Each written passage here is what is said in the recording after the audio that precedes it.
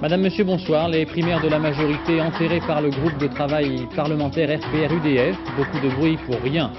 5 nouveaux assassinats en Algérie. Les tentatives de négociation en Bosnie alors que 7 casques bleus ont été enlevés aujourd'hui. En France, la mise en place officielle des chèques-services pour rendre beaucoup plus simples les emplois à domicile. Et puis un journal qui sera un peu exceptionnel à l'occasion de la journée mondiale de lutte contre le sida. Nous vous proposerons dans la deuxième partie de ce journal une page spéciale. Toute la journée, un peu partout en France, des dizaines d'initiatives ont eu lieu pour alerter et rappeler les moyens de se protéger contre le virus.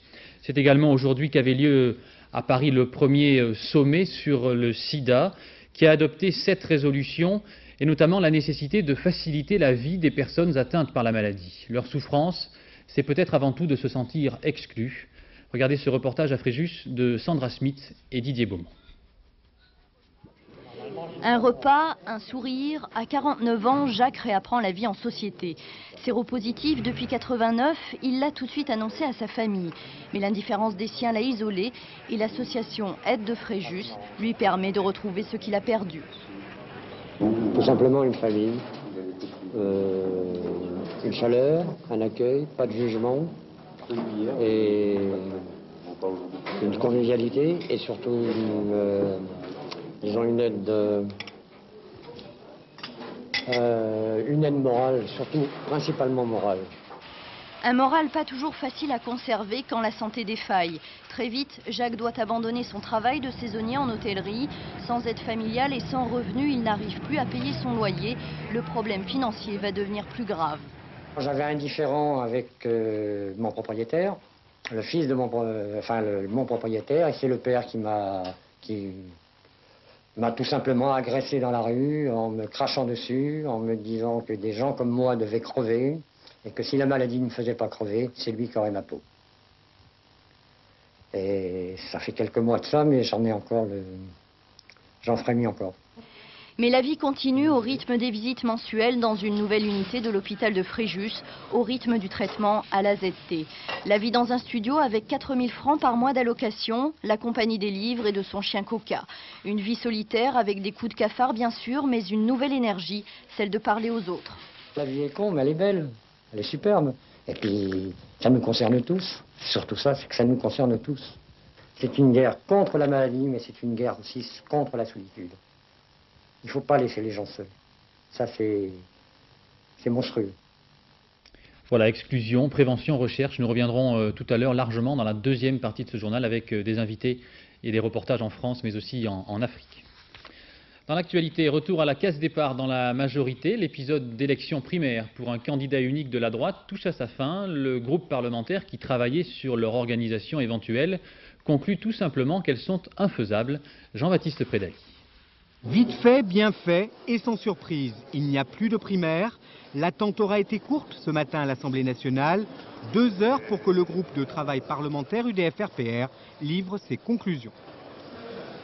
Il m'appartient donc, puisque nous sommes à l'Assemblée nationale, de dire que les 3 rapporteurs, messieurs Masson, Lambert et moi-même, avons conclu à la non-faisabilité aujourd'hui des primaires. Les primaires, personne n'en voulait. Au nom des principes et de la Constitution, comme Philippe Séguin, au nom de la diversité de la majorité, comme Charles Millon. Eux ont le triomphe silencieux. Les baladuriens soutenaient Charles Pasqua. Ils prennent acte.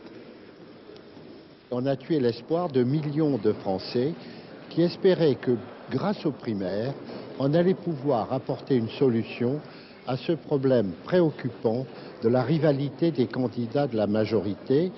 Ce matin, certains ne voulaient pas verser de larmes de crocodile sur les primaires, les Chiraciens. Alors, ils parlent de l'avenir des présidentielles dans la majorité. Moi, ce que je souhaite, qu'il y ait 2 ou 3 candidats, c'est qu'il y ait entre eux un pacte de solidarité, un pacte d'union, un pacte de bonne conduite pour faire en sorte que, au second tour, se rassemble derrière le candidat arrivé en tête, l'électorat de la majorité. Ainsi, après le premier tour de la présidentielle, la majorité tentera de réinventer le désistement, à moins qu'il n'y ait d'autres feuilletons et d'autres dénouements. Parmi les réactions, celle laconique d'Édouard Balladur, une candidature de rassemblement n'en demeure pas moins nécessaire, dit-il.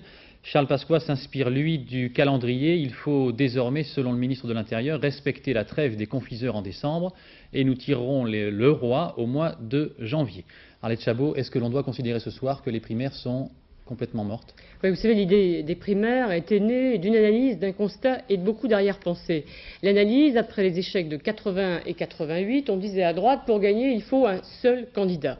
Le constat, eh bien, c'était tout simplement que les électeurs de la majorité en ont assez des querelles et veulent l'union. Enfin, les arrière-pensées. Les primaires étaient à l'origine une machine à éliminer l'adversaire, conçue d'abord par le RPR pour dissuader Giscard d'être candidat. Ensuite, la position de chacun a évolué en fonction de sa situation personnelle. Exemple, très favorable quand il s'agissait d'éliminer Giscard, Jacques Chirac était beaucoup moins favorable à ces primaires lorsqu'elle risquait de l'opposer à Édouard Balladur. Seuls n'ont pas changé d'avis dans cette affaire Charles Pasqua, l'organisateur, Philippe Séguin franchement contre, car selon lui, les primaires c'est le premier tour de l'élection présidentielle, et Raymond Barre enfin qui les avait qualifiés de trompe-couillons. Alors la candidature de rassemblement, comme disait le Premier ministre cet après-midi, n'en demeure pas moins nécessaire. Comment va-t-on parvenir dans la majorité à une candidature unique? Un seul candidat, ça paraît ce soir extrêmement difficile, voire impossible. Dans le duel Chirac-Balladur, chaque camp est aujourd'hui persuadé que l'autre n'ira pas jusqu'au bout face à la montée de Jacques Delors. Chez les Balladuriens, on croit à un décrochage de Jacques Chirac dans les sondages au début de l'année, et chez les Chiraciens, on espère qu'Édouard Balladur ne sera plus en situation, au début de l'année aussi, d'être candidat. Mais en admettant même que l'un ou l'autre déclare forfait, resteront en piste Charles Millon, qui veut un candidat de l'UDF à tout prix, Philippe de Villiers, décidé à défendre ses positions sur l'Europe. Donc ce soir, personne ne croit vraiment à une candidature unique. Dans la majorité, on réfléchit déjà à l'élaboration d'un code de bonne conduite entre les candidats. Et vous savez, un code de bonne conduite, c'est toujours difficile à respecter après des mois de mauvaise manière. Merci Arlette. L'écrivain du Bangladesh, Taslima Nasrin, reçu en fin d'après-midi au palais de l'Élysée par François Mitterrand, le président de la République, qui lui a exprimé l'intérêt, l'attachement et l'hommage que la France souhaitait lui rendre. Taslima Nasrin qui n'a fait aucune déclaration à sa sortie de l'Élysée. En Algérie, une nouvelle vague d'assassinats. 5 Algériens, dont 2 journalistes, ont été tués hier à une trentaine de kilomètres au sud d'Alger. Des meurtres attribués par la police algérienne aux groupes armés islamistes.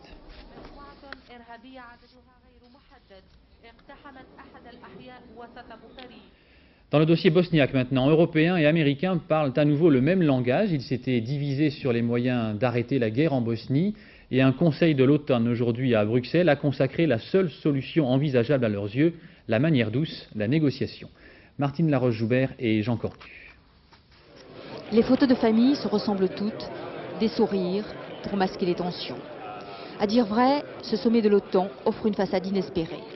Le revirement des États-Unis sur la Bosnie, il donne maintenant la priorité à la négociation, permet aux ministres des Affaires étrangères des 16 de confirmer leur appui à l'ONU, d'envisager ensemble un rapprochement avec les pays de l'Est, la Russie en particulier, mais surtout d'avoir quasiment le même discours sur la Bosnie. Le drame qui s'est déroulé à Bihac, qui nous a tous bouleversés, a démontré que l'utilisation des frappes aériennes ne suffisait pas à stopper l'agresseur et à faire respecter les résolutions du Conseil de sécurité, du moins telles qu'elles ont été pratiquées. Je veux parler des frappes aériennes, bien sûr. C'est la raison pour laquelle, au terme de la discussion que nous avons eue ce matin, un accord s'est fait assez vite pour dire qu'il fallait se retourner vers la voie diplomatique. Après cette réunion de l'OTAN, la position des Occidentaux a au moins le mérite de la clarté. Il n'existe pas de solution de force pour la Bosnie. La seule issue réside dans la diplomatie. Une option commune pour mieux aborder demain, ici, à Bruxelles, les discussions du groupe de contact sur la Bosnie. Un autre conflit, mais en Russie, cette fois, le gouvernement de Moscou avait lancé un ultimatum aux séparatistes de la République de Tchétchénie. L'ultimatum a expiré et les Tchétchènes craignent une invasion. Isabelle Bechler. Pour la 3e fois en 3 jours, les faubourgs de Grozny, la capitale tchétchène, ont été la cible de l'aviation russe. L'aéroport et une base militaire gouvernementale ont été touchés sans faire de victimes, mais également sans riposte crédible. La population de la capitale s'est mobilisée tout de suite après les bombardements pour soutenir le président sécessionniste Djokhar Doudayov, chant traditionnel contre l'ultimatum moscovite. En effet, Boris Yeltsin veut mettre fin au combat qui oppose les séparatistes de Doudaïov et les pro-russes partisans du retour dans la fédération. C'est dans l'Ossétie voisine que Moscou vient d'envoyer des troupes pour mater les Tchétchènes. Une délégation parlementaire russe est partie négocier aussi, mais à Grozny, on ne croit guère à l'amnistie que Moscou fait miroiter aux Tchétchènes qui déposeraient les armes dans les 48 heures. La petite république musulmane du Caucase fait le gros dos et redoute une invasion russe imminente. Au large des côtes somaliennes maintenant, le navire de croisière italien l'Achille Lauro est toujours en feu. L'incendie qui s'était déclaré hier a fait 2 morts et 8 blessés. Et l'évacuation des 1000 rescapés a continué toute la journée. Le bateau risque maintenant de couler dans l'océan Indien. En France, l'arrivée sur le marché du chèque service, rien de plus simple désormais que de payer votre femme de ménage, votre jardinier ou votre babysitter selon les générations. L'initiative était présentée également comme un moyen de lutter contre le travail au noir, mais là les choses seront plus difficiles. Elisabeth Esley et Pierre Moscovici. Depuis ce matin, vous pouvez vous rendre dans une banque ou un bureau de poste pour faire une demande de chéquier comme celui-ci. Vous le recevrez dans une dizaine de jours. Le premier volet servira à payer votre employé, le second sera pour l'URSSAF qui calculera les charges qui seront prélevées sur votre compte. Donc, plus de paperasse, plus de calcul, plus de risque d'erreur ni de pénalité. Le rêve. Mais pour qui? Le chèque service n'est valable que pour un emploi de 8 heures maximum par semaine. Et 8 heures, c'est rarement déclaré. Pourquoi changer? L'employé, qui est souvent couverte par la sécurité sociale de son mari, y perdrait, l'employeur aussi. Quant à ceux qui refusent le travail non déclaré, ils ont déjà des moyens d'éviter la paperasse.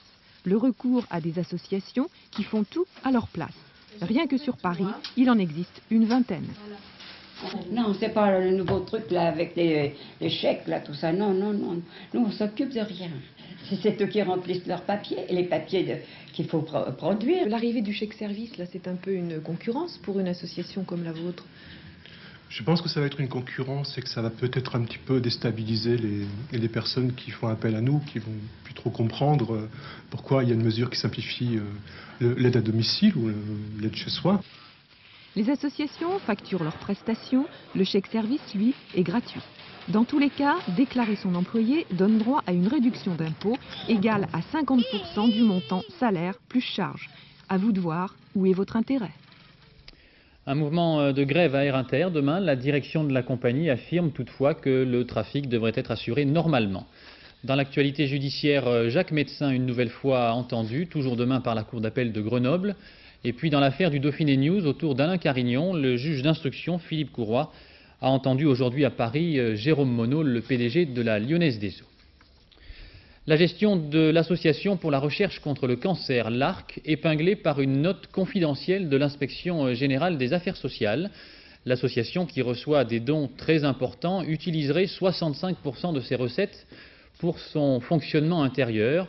Sur 100 francs donnés, donc 35 seulement iraient à la recherche. Nous sommes en direct depuis l'hôpital Necker avec Philippe Douste-Blazy, ministre de la Santé. Bonsoir Philippe Douste-Blazy. Bonsoir. Nous allons revenir avec vous longuement sur la journée mondiale de lutte contre le sida, mais sur cette affaire de l'ARC, que comptez-vous faire?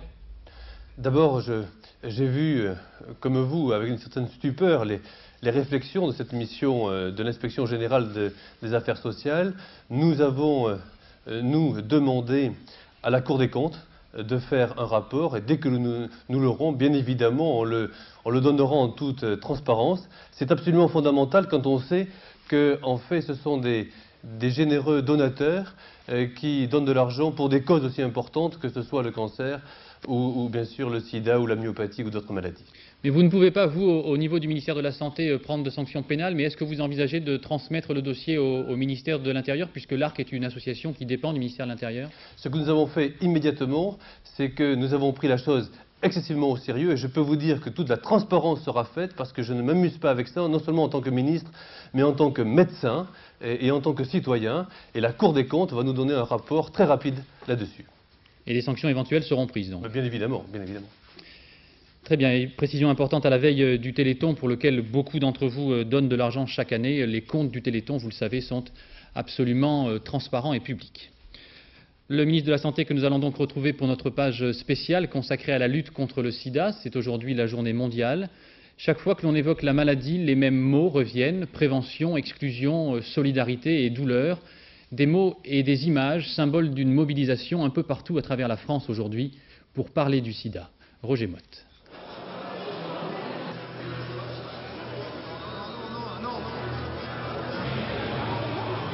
Voilà. Un petit regard, voilà. J'ai pas fini.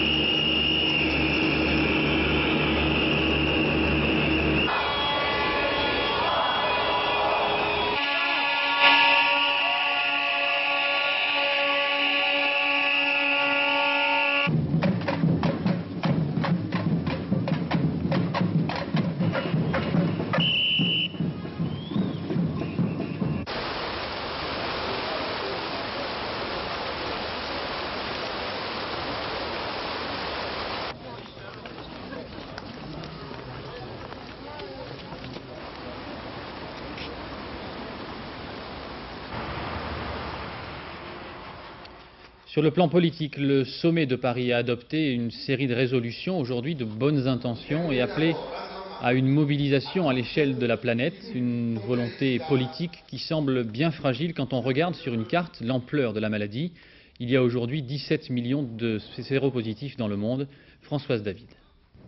Depuis le début de la pandémie, plus de 985 000 cas de sida ont été déclarés. Mais l'Organisation mondiale de la santé estime en réalité à 4 millions le nombre de malades du sida. Quant aux séropositifs, il serait à l'échelle du globe 17 millions, dont 1 million d'enfants. L'Afrique demeure le continent le plus touché. 10 millions de personnes affectées.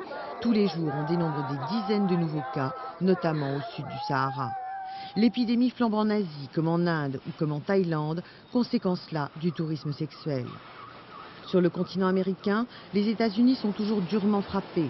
En 2 ans, le nombre de cas a été multiplié par 2. Et en Europe, la France détient le triste record de sida déclarés, plus de 30 000 en 1993. Enfin, il reste de très sérieuses zones d'ombre. On ignore presque tout de la situation sanitaire réelle des États de l'ex-Union soviétique, des pays de l'Est et de la Chine. On vient de le voir dans ce sujet de Françoise David, l'Afrique est le principal foyer de la maladie, mais les méthodes de prévention et notamment l'utilisation du préservatif se heurtent sur le continent africain à un double problème. Problème d'argent, mais aussi d'éducation et de coutumes, comme en témoigne ce reportage en Côte d'Ivoire de Jean-Daniel Flézaquier et Pierre Moscovici. Réunion dans une cour d'un quartier ouvrier d'Abidjan. Le public, c'est un groupe de prostituées qui vendent leur charme pour vivre, ou plutôt pour survivre. Le sida a drôlement compliqué leur existence et il faut qu'elles apprennent aujourd'hui à se protéger. Et pour cela, il n'y a qu'un seul moyen. La capote. Viviane et Véronique sont d'anciennes prostituées. Elles vont sur le terrain voir les filles qui travaillent encore. 90% des prostituées à Abidjan sont séropositives. Beaucoup refusent ou ignorent même l'existence du préservatif. Jeannette, elle, l'utilise depuis longtemps et aujourd'hui, elle l'impose à ses clients. Je vais essayer de le convaincre aussi de mettre la capote, lui dire qu'il y a plein de maladies dehors, surtout le sida qui tue aujourd'hui de nos jours partout dans le monde entier. S'il n'arrive pas, je le laisse partir. Si je peux aussi le convaincre, on se met dans les capotes. Oui, mais si par exemple, le même soir, dans une boîte ou ailleurs, il y a 2 clients, 3 clients qui disent « moi je veux pas de la capote », qu'est-ce que vous faites? Mais je ne dois pas mourir. Et vous n'allez pas gagner d'argent. Mais je rate cette soirée, demain c'est un autre jour. La prudence de Jeannette est cependant loin d'être la règle. La femme africaine peut rarement imposer ses vues à l'homme et beaucoup d'Ivoiriens ne croient pas encore à la réalité du danger du sida. C'est des risques qu'on nous prenons tous. Mais c'est quoi, ça vous plaît le risque? Non, non, non, le risque ne me plaît pas. Mais je n'aime pas les préservatifs, c'est tout. Nous nous confions seulement à Dieu. Nous croyons que Dieu peut nous garder. Pourtant, l'information se développe notamment grâce à ces kiosques où l'on peut trouver conseils et démonstrations très explicites. On y vend également, comme dans les pharmacies ou dans les magasins, des préservatifs à 1 franc français les 4. Des préservatifs achetés en vrac aux États-Unis et que l'on reconditionne à Abidjan. Et 25 centimes pour un préservatif, c'est cher et même trop cher, surtout pour les habitants des quartiers les plus défavorisés et en milieu rural. 25 centimes, c'est un préservatif ou le prix de la nourriture pour une journée. Et le choix est souvent dramatiquement simple. On pourrait faire beaucoup mieux et moins cher. En effet, en Côte d'Ivoire poussent des EVA qui donnent un latex d'excellente qualité, latex exporté vers l'Europe. Un projet français appelé Visa Africa propose d'installer une usine de fabrication de préservatifs sur place. Investissement 17 millions de francs pour fournir 25 millions de préservatifs par an que l'on pourrait distribuer gratuitement. Mais les autorités françaises ne semblent pas pressées d'aider ce projet, le temps court, et chaque goutte qui tombe de l'arbre qui pleure, c'est sans doute une vie qu'on aurait pu sauver. Monsieur Douste-Blazy, nous vous retrouvons en direct donc du service des enfants atteints du sida à l'hôpital Necker. On vient de le voir dans ce reportage, entre la volonté politique et la réalité sur le terrain, il y a une marge énorme. Vous savez, aujourd'hui, c'est un jour historique que j'ai appelé de mes voeux en juin 1993, parce que, en fait, 1994, c'est l'année de toutes les incertitudes. Incertitudes scientifiques où on voit que les chercheurs n'ont pas encore ce vaccin d'ici 2-3 ans. Et incertitude aussi sur le plan de l'évolution de l'épidémie. Qu'est-ce qui va se passer demain? Est-ce que l'Asie va avoir une explosion de l'épidémie comme on l'a vu en Afrique? Et donc je dis qu'aujourd'hui, avec 10 000 cas par jour de nouvelles contaminations par le virus du sida, on ne peut plus se donner bonne conscience comme ça en faisant des réunions. Il fallait que les chefs de gouvernement, c'est-à-dire les hommes politiques au plus haut niveau, viennent, c'est le cas aujourd'hui à Paris, viennent en fait donner des engagements financiers, des engagements concrets. Alors, précisément, comment expliquer qu'un projet de 17 millions de francs, comme on vient de le voir en Côte d'Ivoire, soit bloqué pour des raisons politiques, puisque l'argent ne manque pas? Alors, je puis vous assurer qu'un projet comme celui-là ne sera pas bloqué pour la bonne et unique raison qu'il vient d'y avoir ce matin. Édouard Balladur, le Premier ministre de la France, vient de dire qu'il allait passer l'aide de 10 millions à 100 millions de francs. Les Canadiens ont fait pareil. La moitié des pays qui étaient là, les pays riches, ont dit qu'ils allaient doubler, voire tripler leur aide. Et en particulier pour les préservatifs et pour la prévention, l'éducation, l'information, l'incitation pour les jeunes et les populations à risque. En particulier 32 millions de francs du ministère de la Coopération pour les préservatifs. Donc vous voyez, l'argent y est, mais il y a surtout une volonté politique. Et malheureusement, jusqu'à maintenant, on a manqué de cette volonté politique. Certains disent c'est un tout petit pas en avant. Il y a eu des manifestations autour du sommet de Paris cet après-midi. Vous savez, quand on est malade, le raisonnable paraît toujours très dérisoire. Et je le comprends très bien aussi en tant que médecin. On devrait faire encore plus. 10 000 cas par jour, c'est énorme. Vous savez, aujourd'hui, vous venez de le dire, il y a 17 millions de séropositifs. Du 1er décembre 1994 d'aujourd'hui au 1er décembre de l'an 2000, il y aura 26 millions de nouveaux séropositifs. Il y a déjà 10 millions d'orphelins en Afrique. Donc tout ça veut dire qu'il faudrait faire encore plus. Simplement un mot, si on n'est pas solidaire avec les pays du Sud, les pays les plus pauvres, les plus démunis, alors on n'arrivera à rien. Parce que cette maladie, elle sera vaincue partout ou pas du tout. Alors au-delà des décisions et de la volonté politique, la lutte contre la maladie est aussi chaque jour une formidable leçon de courage, celui des malades, soutenu dans les hôpitaux par le personnel qui déploie une formidable énergie. Un témoignage d'admiration mutuelle la nuit dernière à l'hôpital Saint-Antoine à Paris. Caroline Glorion et Jacques Gérard. J'ai vraiment envie de faire quelque chose. On ne sait pas quoi faire pour parler des infirmières et montrer qu'elles font un métier qui est exceptionnel. Et c'est vraiment un métier de cœur et à la fois de cœur et de technique. Et moi, je ne sais pas si je serais capable de faire ce métier-là. C'est un métier où on ne rentre pas chez soi la tête libre d'esprit. On est quand même des êtres humains, même si on est infirmière, on est quand même un être humain. Voir quelqu'un qui souffre, voir quelqu'un qui a terriblement peur, si la personne est en train de mourir, de ne pas savoir quoi faire, c'est aussi, on se sent très très démuni, quoi. On se sent complètement impuissant et bien sûr que ça génère de l'angoisse aussi. Donc il faut être à même de pouvoir la cacher le plus possible, même si le malade se rend toujours compte de notre angoisse aussi. Et puis elles sont d'une gentillesse, d'un réconfort, alors qu'elles ont un travail immense.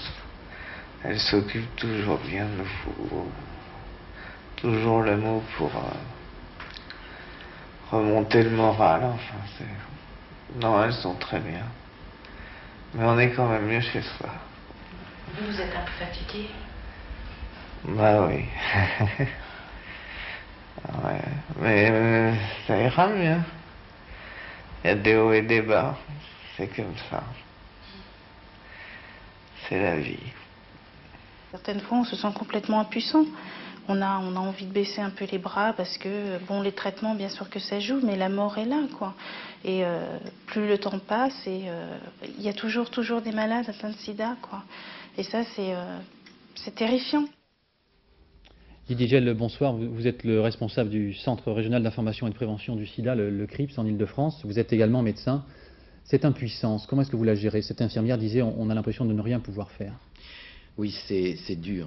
C'est dur. C'est d'autant plus dur que ce sont des patients qu'on a suivis pendant des années, 5 ans, 10 ans avant qu'ils deviennent malades, qu'on connaît bien. Quelquefois, on est d'ailleurs les seuls à savoir qu'ils sont séropositifs parce qu'ils n'en parlent pas forcément à leur entourage. Et donc, c'est extrêmement dur pour tous ceux qui travaillent à l'hôpital à plein temps. Il y a une espèce de paradoxe. C'est-à-dire, au début de l'épidémie, il y a 10 ans, on n'avait aucun moyen. Mais on avait un enthousiasme extraordinaire. On pensait que ce serait une guerre éclair, qu'on allait gagner le combat contre cette nouvelle maladie infectieuse. Et puis, aujourd'hui, on est 10 ans après, on a beaucoup plus de moyens. On sait soigner la plupart des infections opportunistes, on sait même les prévenir, mais on a l'impression qu'on est dans une guerre de position. Oui. Et une guerre de position qui va être beaucoup plus lente, et c'est vrai qu'au bout de 3 ans, 4 ans, 5 ans dans un hôpital... Qu'est-ce qui permet de tenir quand on se dit on n'y arrivera pas? Je crois que ce qui permet de tenir, c'est de faire de la recherche, c'est aussi de faire de la prévention, parce que c'est encore plus insupportable de soigner des malades quand on se dit qu'on ne fait pas tout ce qu'on pourrait pour empêcher de nouvelles contaminations. Et la prévention est quelque chose qui est de la responsabilité des médecins, et je pense que dans les années qui viennent, les hôpitaux et les médecins de ville vont faire de plus en plus de prévention. C'est aussi notre rôle. Je dirais que grâce à cette épidémie terrible, on va peut-être retrouver ces valeurs primaires de la médecine. Alors l'un des endroits où le développement de la maladie est très important, ce sont les prisons. En France, 10% des détenus sont séropositifs. Le chiffre monte à 20% à la prison des Baumettes à Marseille, où des associations ont pu se rendre aujourd'hui pour précisément discuter et informer les détenus. Caroline Laudrin et Philippe Lutzy. Qui c'est que n'a pas vu le médecin là? Arrive, je parle. Tous les matins, la procédure est la même. Les nouveaux détenus doivent passer la visite médicale dès leur arrivée aux Baumettes. Parmi les examens effectués, ils ont la possibilité de subir le test de dépistage du sida. Il y a 4-5 ans, il y avait pas mal de personnes qui apprenaient leur séropositivité en faisant le test, leur premier test d'ailleurs, au sein de la prison. On s'efforce de maintenir le moral et de préparer déjà le suivi à l'extérieur en commençant à faire des bilans. Bon, vous passez? Je savais que j'avais partagé ma fringue avec des gens qui étaient déjà contaminés. J'ai décidé de faire un test et il s'est avéré positif. Ça date de 83. En milieu carcéral, on n'en parle pas très facilement. Ça reste encore un sujet très tabou en détention, quoi. Je m'en cache pas, mais je teste d'abord les gens avant de leur annoncer la couleur, quoi. Comment ils réagissent? Bah, si la personne est intelligente, elle réagit bien. Si la personne n'est pas très intelligente, il a le sida. Il n'est pas séropositif, il a le sida. Dans cette maison d'arrêt de 2000 détenus, 400 sont séropositifs, en majorité d'anciens toxicomanes. Un matin, les premiers symptômes du sida se manifestent. La vie en détention classique devient alors difficile. Le malade doit quitter ses codétenus pour une autre cellule où il est seul, dans la partie hôpital de la prison. C'est le temps de l'angoisse. Il compte les jours de détention et le temps qu'il leur reste à vivre. Un peu. Vous aviez arrêté de manger ou non? Ouais, je me vidais complètement. Est-ce que vous pensez que le fait d'être en prison, on se bat plus encore contre la maladie? Non, au contraire. Non, ça non. Des fois même, on a une vie que ça arrive, qu'on ne parle plus. Se battre avec quoi, contre quoi? Lorsque le détenu n'a plus que quelques mois à vivre, commencent les longues démarches avec l'administration pénitentiaire pour qu'au moins il s'éteigne ailleurs que derrière des barreaux. Monsieur Douste-Blazy, on accuse parfois la santé publique et votre ministère de ne pas faire assez pour les prisons. D'abord, il faut savoir que l'état de santé des détenus en France est mauvais. Et c'est la raison pour laquelle nous avons, avec Madame Veil, passé une loi en janvier 1994 pour que chaque prison soit prise en charge par un hôpital. Il y a une convention, un centre hospitalier, une prison. Un retard considérable a été pris depuis plus de 15 ans dans ce pays pour l'état de santé des prisons. J'ai trouvé vraiment cela inadmissible dès le premier jour où j'ai pris mes fonctions au ministère de la Santé. Sachez qu'il y a 10 fois plus de séropositifs en prison qu'il y en a à l'extérieur. Didier Gell, c'est votre impression, on fait suffisamment pour les prisons en France? On fait des choses, mais si vous voulez, ce qui est intolérable quand même pour un médecin, c'est de penser qu'il y a des gens qui sont séropositifs, donc c'est dur, qui sont en prison, c'est dur, ils sont en prison parce qu'ils ont consommé de l'héroïne. Et parce qu'on est dans un système de prohibition en France sur l'héroïne, pour ça on va en prison. Et de voir des gens qui sont mal soignés, ça heurte évidemment la sensibilité d'un médecin, d'autant que je trouve qu'on a une énorme responsabilité dans la contamination des usagers de drogue, en particulier entre 84 et 87, on ne les a pas informés, ils ne pouvaient pas acheter de seringues. Depuis que Mme Barzac a autorisé la vente des seringues, eh bien on a vu que les usagers de drogue n'avaient pas du tout envie d'attraper le VIH, le sida, et ont acheté des seringues propres. Ils sont capables d'être responsables, encore faut-il leur donner autre chose, un autre statut que celui de simple délinquant ou de criminel, comme c'est le cas en France aujourd'hui, et ça je le déplore profondément. Je pense que Monsieur le ministre sera, je pense, de mon avis. Bien sûr, je suis d'accord avec vous, mais je crois que pour revenir aux prisons, et ce qui me paraît absolument fondamental, c'est de se battre pour que la santé publique puisse rentrer en prison. J'ai créé des centres de dépistage anonymes et gratuits dans les prisons. Il faut aussi informer et éduquer les toxicomanes, car sinon on tourne en rond. Et il faut savoir aussi qu'un détenu sort de prison. Et ensuite, il peut y avoir des contaminations aussi par ces gens qui étaient détenus. Enfin, un mot. Lorsqu'en prison, aujourd'hui, on veut un préservatif, il faut écrire au directeur de la prison et faire, je ne sais pas, 2 ou 3 lettres administratives. Je trouve que cela n'est pas normal. Il faut regarder les choses en face. Il faut commencer à expliquer qu'il faut des drogues de substitution dans les prisons. Bref, le retard est tellement énorme parce qu'on surajoute 2 tabous, le sida d'un côté et la prison de l'autre. Je crois qu'il est grand temps de faire de la santé publique dans ce pays.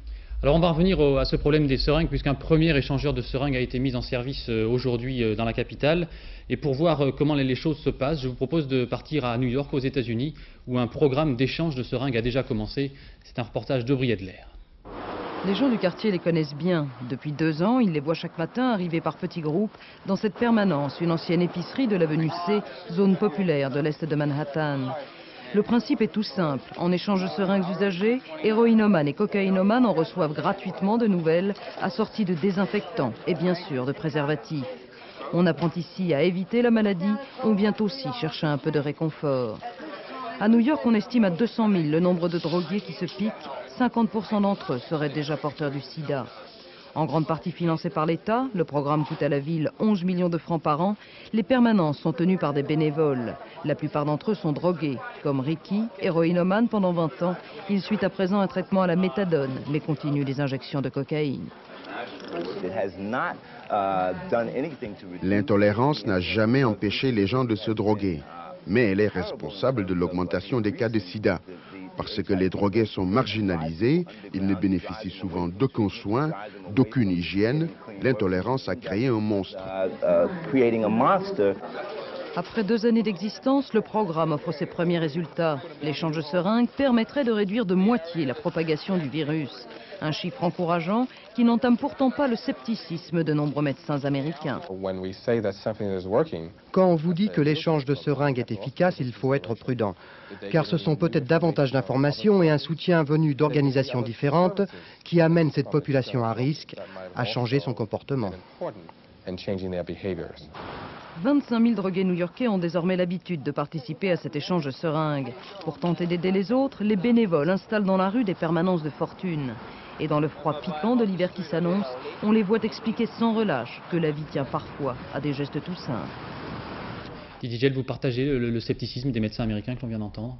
Oui, enfin, je crois qu'il y a un gros travail à faire, notamment avec les pharmaciens, pour qu'ils comprennent l'utilité en santé publique de vendre des seringues, que tous les pharmaciens acceptent de vendre des seringues, même si beaucoup sont pas très contents forcément d'avoir les toxicomanes dans leur officine. Mais c'est nécessaire pour la santé publique et pour arrêter l'épidémie.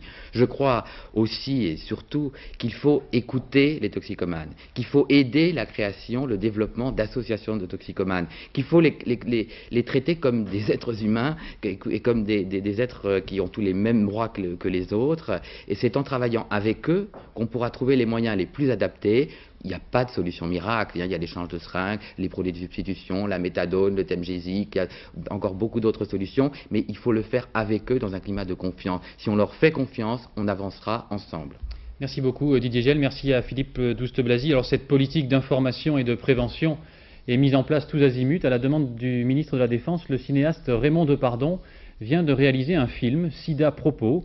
Il met en scène des appelés du contingent qui racontent leurs expériences, leurs angoisses et leurs espoirs. Un film qui sera projeté à tous les appelés, à toutes les personnes qui font leur service militaire. Quelques témoignages rassemblés par Marc Maisonneuve. Ça a changé quand on en parle aux personnes âgées ou à nos parents ou une autre génération, ils ne peuvent pas comprendre parce que la mentalité des jeunes a changé.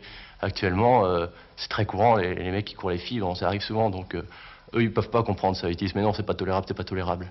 C'est comme le pape, quoi. Le pape, c'est pareil. Lui, pour la religion, bon, il nous fait bien rire, quoi. Il nous dit, le préservatif, non, non, non, mais bon, lui, il s'en fout, hein, il fait pas l'amour avec les femmes, donc carrément, il s'en fout, il n'a rien à péter de ce truc-là. Mais bon, il faut faire attention quand même à ce qu'il dit, quoi. Pas de préservatif, c'est pas lui qui meurt. Donc, dans la mesure où, bon, protège ton prochain, le préservatif, il le faut. Bah moi, le préservatif, on n'est pas qu'avant, quoi. Il faut dire ça vraiment à tout le monde, quoi. Quand on rencontre une nana, même si elle nous dit non, non, il n'y a aucun risque, je suis persuadé que je suis pas contaminé, etc. Ça, c'est vraiment le truc à croire, à ne pas croire, quoi. Absolument, faut avoir confiance en personne dans ce domaine-là, même si c'est la plus belle nana du monde, je sais pas, la plus pure apparemment, faut vraiment se méfier, quoi. C'est pas parce qu'on a le sida qu'on va avoir les cheveux verts. Faut se protéger, quoi. Toujours faire attention. Le sida, pendant méchamment, c'est de la merde, quoi. Faut faire gaffe. Voilà, face à ce tableau assez noir que nous venons de dresser pendant une vingtaine de minutes, des dizaines d'expériences individuelles permettent quand même d'entretenir l'espoir. Celle par exemple de Bernard Sellier, il est malade atteint du sida depuis 10 ans. Il se considère lui-même comme un survivant, grâce peut-être aussi à sa passion, la photo. Marie-Hélène Bonneau et Daniel Lévy l'ont rencontré. Je ne veux pas traduire le sida à travers des photos difficiles, des photos que l'on ne pourrait pas regarder, des photos dures. Il y a 10 ans, il abandonne tout. Clichés, modèles, c'est fini. Aujourd'hui, le mal rôde toujours, mais ce qui le tient peut être un petit déclic. La maladie, elle est présente en moi lorsque je suis fatigué, lorsque je souffre de mes membres, lorsque j'ai du mal à tenir l'appareil photo. Qu'est-ce que ça vous apporte de faire de la photo? Ça m'apporte la survie, ça m'apporte la vie, c'est l'espoir, c'est me battre avec encore plus de force, avec une équipe, et là cette fois-ci pas médicale ou sociale, mais avec une équipe artistique. Et cette équipe artistique qui est solide autour de moi, je lui demande sûrement beaucoup, mais je lui demande autant qu'à moi. L'avenir, c'est la photo, l'avenir, c'est la création, l'avenir, c'est être un créateur comme les autres, bien que j'ai cette maladie. Faire des photos et les exposer, c'est se placer résolument du côté des vivants. Qu'est-ce que je ressens en voyant cette exposition ? Eh bien, que j'ai bien fait de la faire et de vivre pour la faire. Je suis content de ne pas être mort, d'avoir pu créer et d'avoir pu exprimer ce que j'exprime dans cette exposition.